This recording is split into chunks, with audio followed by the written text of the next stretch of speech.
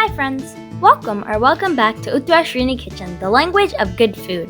If you're watching our channel for the first time, please don't forget to subscribe to our channel.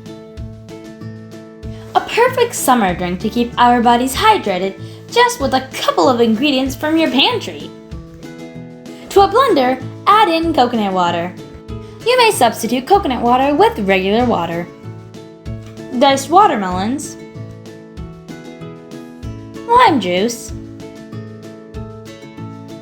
some ice-cold ice cubes, sugar according to your taste, pink salt.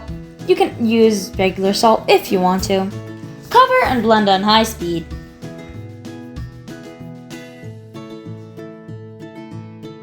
To a glass, add in some ice cubes, soaked sweet basil seeds, almond gum. Pour in the watermelon coolant.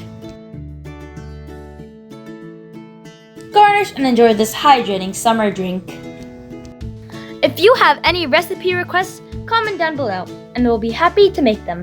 If you like our channel, please like, share, comment, subscribe, and don't forget our videos.